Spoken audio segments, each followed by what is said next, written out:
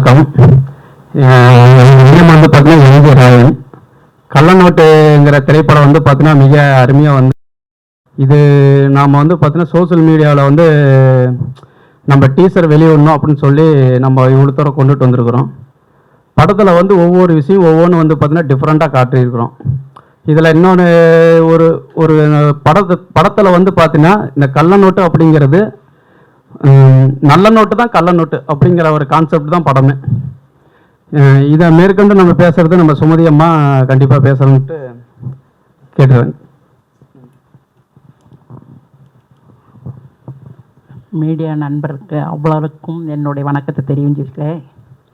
அண்ணன்மார்களே, தம்பிமார்களே, எல்லாத்துக்கும் என்னுடைய வணக்கம். சரிங்களா?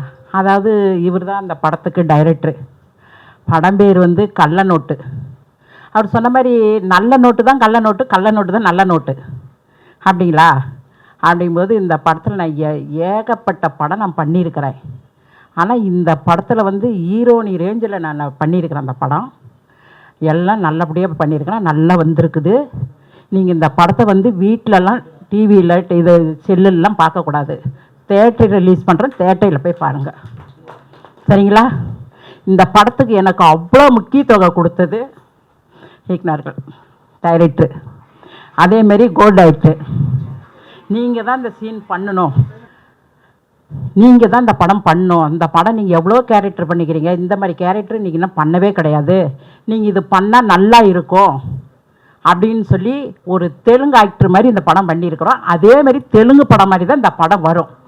நீங்கள் அனைவரும் அத்தனை பேரும் வீட்டில் பார்க்காத வீட்டு குடும்பத்தோடு போய் இந்த படத்தை நீங்கள் தேட்டரில் பார்க்கணும். சரிங்களா? நன்றி, வணக்கம். இப்போது ரஞ்சித் அவர்கள் கோ டைரக்டர் பேசுவார். மீடியா நண்பர்களுக்கு அனைவருக்கும் வணக்கம். இந்த படத்தில் பார்த்தீங்கன்னா நான் கோ டைரக்டராக ஒர்க் பண்ணிருக்கேன். இந்த சான்ஸ் கொடுத்தது எம்ஜி ராயன். இவர் தான் நமக்கு சினிமாவில் வந்து அறிமுகப்படுத்துறது எல்லாமே இவர் தான். நமக்கு இவர் மூலிமா தான் நம்ம படத்துக்குள்ளே வந்திருக்கோம். இந்த படம் ரொம்ப அருமையாக வந்திருக்கு. இந்த தேட்டரில் பாருங்கள். சுமதி அம்மா அருமையாக நடிச்சிருக்காங்க. இந்த மாதிரி ஒரு கேரக்டரில் இதெல்லாம் நடிச்சதே இல்லை அவங்க. இந்த புதுசாக இருக்கும். இந்த இந்த படத்தில் வந்து அவங்க தனியாக தெரிவாங்க. அதேமாரி மிப்பு பிரதர் நடிச்சிருக்காரு, அவருடைய கேரக்டர் நல்லா இருந்திருக்கு. இந்த படத்தில் வந்து எம்ஜி ராயன் இவர் தான் நம்ம படத்தோட டைரக்டர், ஹீரோ, தயாரிப்பாளர் எல்லாம் இவர் தான். இவர் வந்து நான் இந்த படத்தில் வந்து இவர் நான் ஃப்ரண்ட் ரோல் பண்ணியிருக்கேன். நான் கோ டைரக்டராகவும் இந்த படத்தில் ஒர்க் பண்ணியிருக்கேன். நன்றி.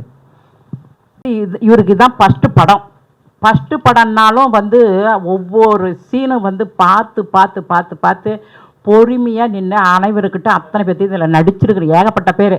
அவங்க வந்து கேசட் வெளியிடுற அன்னைக்கு வரன்ட்டாங்க. அவங்களுக்கு டைம் இல்லை, கொஞ்சம் பொங்கல் டைம் இல்லைங்களா, அவங்களுக்கு கொஞ்சம் ஒர்க் இருக்குது, அதனால வர முடியாதுன்னு விட்டாங்க. அதனால் அவ்வளோ நடிக்கணும் அன்றைக்கி வருவாங்க. ஒவ்வொருத்தருக்கும் ஒவ்வொரு டைலாக்கும் அப்படியே பட்டை கலப்போம். நீங்கள் பார்த்துட்டு அப்புறம் சொல்லுங்கள். நான் சொன்னால் வந்து உங்களுக்கு புரியாது. நீங்கள் தேட்டரில் போய் அந்த படத்தை பாருங்கள். அத்தை, நீங்கள் இந்த படத்தை வந்து எனக்கு அத்தை தான், அதாவது நாத்தனா மகன் தான் எனக்கு, வேறு யாரும் கிடையாது. நாங்கள் வெளியில் தெரிஞ்சிக்க மாட்டோம், சொந்த பந்தன்னு சொல்லி. அதனால் அத்தை, அந்த கேரக்டர் நீங்கள் தான் பண்ணுறீங்க, நீங்கள் பண்ணால் தான் நல்லா இருக்கும் அப்படின்னு சொல்லி எவ்வளோ வல்கட்டம். இல்லை கண்ணே, வேறு யாருக்காவது போடுங்க, இந்த கேரக்டர் எவ்வளோ பேர் இருக்காங்க. அப்படி இல்லைங்க அத்தை, நீங்கள் பண்ணுங்கள், உங்களுக்கு இன்னும் அடுத்தது வேறு லெவலில் வரும் அப்படின்னு சொல்லி கட்டாயப்படுத்தி 2 பேரும் கோ டைரக்டரும் என்னை ரொம்ப இது பண்ணி அப்புறம் கம்பல் பண்ணி தான் நான் போய் இந்த படம் நடித்தேன். ஆனால் சீன் ஒன்றும் சொல்லிக்க முடியாது. அந்த சீன்லாம் பார்க்க நானே எனக்கே இப்படி எவ்வளோ படம் பண்ணிக்கிறேன், இந்த கேரக்டர் நானா அப்படின்னு பார்த்துக்கிட்டு இருக்கேன். ஓகே, நன்றி. வந்து இதில் கள்ள நொட்டுன்னு ஒரு படம், அந்த படத்தில் கருங்காலின்னு சொல்லி ஒரு கேரக்டர். கருங்காலி அப்படின்னா அதாவது நம்ம தெலுங்கு ஆக்டர் மாதிரி ஒரு ரவுடி வில்லி அந்த மாதிரி ரொம்ப கொடூரமாக பண்ணியிருப்பேன், பயங்கரமாக பண்ணியிருப்பேன். அந்த படத்தில் என்னுடைய பேர் வந்து கருங்காலி. ஆமாம், அதாவது ஒரு ஹீரோனி ரேஞ்சில் வரும்னு வச்சுங்களேன். ஹீரோனி ரேஞ்சில் அந்த படத்தில் நான் ஒரு கதாநாயகி மாதிரி. கள்ள நோட்டை மாத்திரம்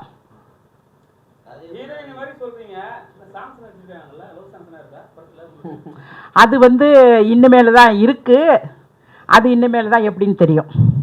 லவ் சாங் இருக்குது. இன்னும் எனக்கு ஜோடி யாருன்னு இல்லை, நான் தனியாக போராடுறேன். லவ் சாங் அதான் இன்னும் தேர்ந்தெடுக்கலை, இதுக்கு மேலே தான் இனிமேல் தேர்ந்தெடுக்கணும். இந்த படத்துல வடிவேல் படத்துல பண்ணிருக்கீங்க, நல்லா எல்லாருக்கும் பிரபலம். வடிவேல் போனதுக்கு அப்புறம் உங்க டீம் எல்லாமே காலி ஆயிடுச்சு. இப்படி இருக்கும்போது உங்களுடைய வாழ்வாதாரம் எப்படி இருந்தது? இவர் எப்படி உங்களை தேர்ந்தெடுத்தாரு?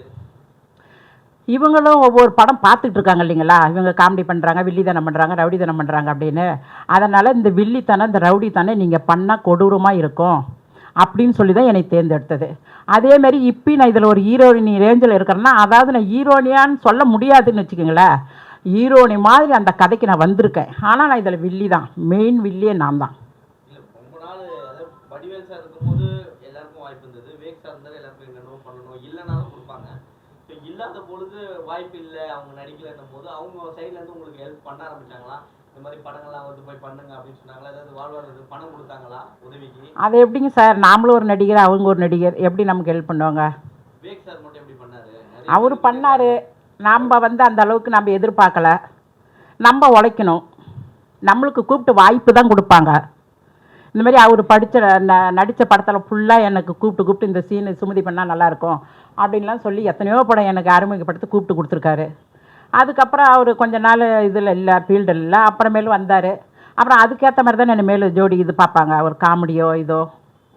இப்போ அந்த மாதிரி கேட்டகரி வருதா காமெடி? அந்த மாதிரி வருது காமெடியாகவும் பண்ணிட்டு இருக்கிறேன். யோகி பாபுலாம் தனியா தான் பண்ணிட்டு இருக்காரு. யோகி பாபு கூட பண்ணா கூட பெருசா அவங்களுக்கு சம்பளம் கொடுக்கிறது கிடையாது. அவரு டாமினேட் பண்றாரு சின்ன நடிகர்ல, அவங்களுக்கு நான் சொல்றதுதான் அவங்களுக்கு கொடுக்கணும், எங்கேயே எல்லாத்தையும் கொடுங்க அப்படின்ற தகவல் வெளியில படுறது. இதை எப்படி பாக்குறீங்க? அது இன்னும் எனக்கு என்னன்னு தெரியாது. நான் போனால் என்னை மேனேஜர் கூப்பிடுவாங்க, நான் போய் நடிச்சுட்டு நான் என்ன பேமெண்ட் கேட்கறேன்னா அது கொடுப்பாங்க, நான் வாங்கிட்டு வந்துக்கிட்டே இருப்பேன். இந்த படத்துல கருங்காலின்னு பேர் வச்சிருக்காங்க. கருங்காலி இப்போ செம்ம ஃபேமஸ் தெரியுமா? ஸோ அதே போல கருங்காலி இந்த படத்துக்கு அப்புறம் நல்ல ஃபேமஸாக வரதுக்கான வாய்ப்பு இருக்கா? கண்டிப்பாக இருக்குது. இன்னும் இருக்கும், சினிமா நல்லா வளரும் பாருங்க. 2005 எல்லாருமே நம்ம சினிமா தலைவர் எல்லாருமே நல்லா இருப்போம். நலித்த கலைஞர்கள் எல்லாருமே வந்து சில ஆக்டர்லாம் வந்து உதவி பண்ணுறாங்க. சில ஆக்டர் உச்சபட்ச நடிகர் கூட ஆக்டர் உதவி பண்ணுறதில்லன்னு சொல்லிட்டு உங்களை மாதிரி நிறைய பேர் வந்து வீடியோ போட்டுருக்காங்க, நீங்களும் பார்த்துருப்பீங்க. அதெல்லாம் எப்படி பார்க்குறீங்க? ஏன்னா நீங்கள் அவங்க கூடவே நீங்கள் ட்ராவல் பண்ணியிருப்பீங்க. அப்போ இருந்த ஆள் இப்படி இருக்காரு, இப்போ மாறிட்டாருன்னு சொல்லிட்டு ஒரு விஷயம் இருக்குல்ல, அது யாரும் நீங்கள் பார்க்குறீங்க?